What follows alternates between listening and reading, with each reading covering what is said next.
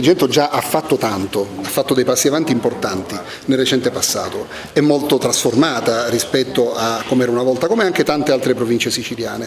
Certo, ci sono degli esempi da seguire, la provincia di Ragusa, alcune realtà turistiche siciliane come Siracusa o Taormina che stanno conoscendo un exploit, ma tutto ci fa dire che probabilmente anche grazie ad Agrigento 2025 arriveranno anche qua quei risultati, e già sono arrivati risultati molto importanti. Lampedusa va aiutata e supportata soprattutto. Assolutamente sì, Lampedusa è un comune piccolo, con le strutture di un comune piccolo, col bilancio di un comune piccolo, che si trova a fronteggiare dei problemi di portata non nazionale ma internazionale, e quindi va aiutata. In questo senso io sono a disposizione del comune, e l'input che mi arriva dal governo proprio in questa occasione della mia nomina è quello di facilitare al più possibile e velocizzare al più possibile il transito da Lampedusa, in modo da lasciare il minor peso immaginabile all'isola. Gestione idrica e quella dei rifiuti, due temi molto importanti anche nella nostra città e nella nostra provincia. Sono due temi di competenza ovviamente degli enti locali e della Regione. Io, in quanto rappresentante del governo e quindi dell'unità nazionale, farò di tutto per creare unità fra le diverse amministrazioni che se ne debbono occupare.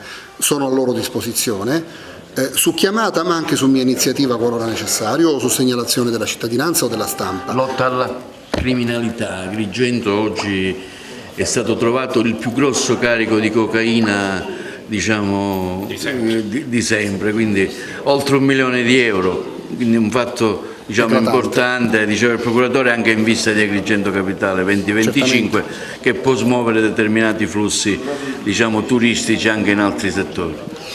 È chiaro che il traffico di droga segue il cliente, per così dire, e dove c'è più clientela si concentra. È altrettanto chiaro che tutta la criminalità organizzata di tipo mafioso segue il capitale, segue i soldi. L'intuizione di Pio La Torre vincente era quella: seguiamo i soldi per individuare le forme mafiose più pericolose. È altrettanto chiaro, però ci tengo a dirlo, che oggi la mafia non ha più confini regionali, è un tema presente in tutta Italia. Non è un caso che chi mi ha preceduto, il prefetto Cocciufa, è stata mandata a Reggio Emilia, dove la sua esperienza in tema di antimafia sarà preziosa. Certamente Agrigento è una, per così dire, piazza calda, e quindi la nostra attenzione sarà alla massima, ma credo che parli per noi, quando dico noi dico l'amministrazione dell'interno, già questa scelta che è stata fatta su chi mi ha preceduto. Aver trovato uno staff all'altezza qui le facilita il lavoro? Moltissimo, moltissimo. Agrigento non è una sede facile perché ha dei problemi notevoli che voi stessi avete appena esposto, ma ha un atu fortissimo, un vantaggio, un punto di forza fortissimo, che è il personale, dai dirigenti, dal vicario fino a tutti i dipendenti, a personale di qualità veramente eccelsa. Lei si insedia oggi in un giorno importante, il giorno purtroppo di una strage in cui la mafia ha ucciso, ha voluto dimostrare quanto contava. Esattamente, ci tengo a dire che in questo giorno io non sarò presente a Palermo, perché proprio perché mi insedio in questo giorno è importante che io dia presenza qua. Onorerò la memoria di Falcone e di Borsellino lavorando. Non sarebbe corretto oggi andare, l'anno prossimo ci sarò ovviamente, perché mi fa anche piacere testimoniare la mia presenza, ma oggi mi tocca stare qua.